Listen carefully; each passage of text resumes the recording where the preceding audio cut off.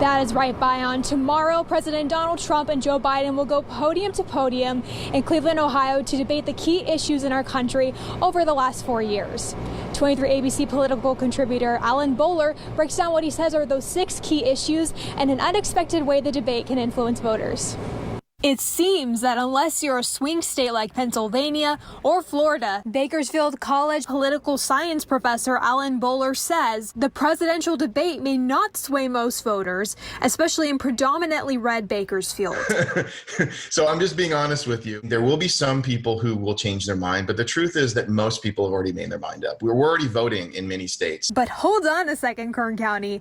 Bowler points out that those key issues could impact a few voters to change their mind on not just the presidential vote, but congressional candidates too. This is most likely in the 21st district with TJ Cox and David Valadao on the ticket. That's going to be a very, very close election. And even though neither of those men are going to be on the debate or, in the debate tomorrow, a lot of times people they vote straight ticket. And so to the degree that one or the other parties can gather support, that might affect that one. Now that we've grabbed your attention, here are those 6 key issues you'll be hearing about Tuesday. The Supreme Court, COVID-19, the integrity of the election, race and violence in cities, the economy, and Trump and Biden's records. And with a vacant Supreme Court seat up for grabs and Trump's nomination of Amy Coney Barrett on the table, Bowler says this could be the first issue debated. Both be asked to kind of address the fact that 4 years ago there was a seat that was kept open for nearly a year until after a presidential election. This year, it's being done much quicker in order to get it done before the presidential election. But also probably there's going to be future seats that could come open in the next 4 to 8 years. Bowler adds that Biden could potentially be looking forward to rebutting the COVID-19 conversation with Trump. Opinion polls ask the American people who they would trust more to handle the COVID-19 pandemic. They choose Biden.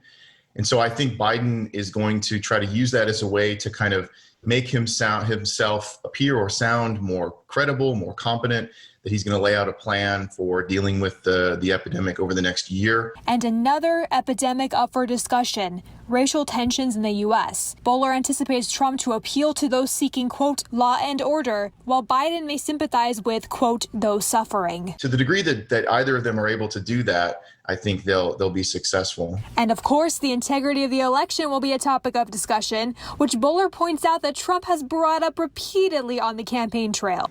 They don't have the money to do the universal mail-in votes. It'll be the greatest rigged election in history. We have a good electoral system in the United States. We've used mail balloting for years since the Civil War. So that's the reason this is up for debate, is because one side has consistently made this something that's been debatable when it shouldn't. The debate will start at 6 p.m. Tuesday, and it will last an hour and a half with no opening statements.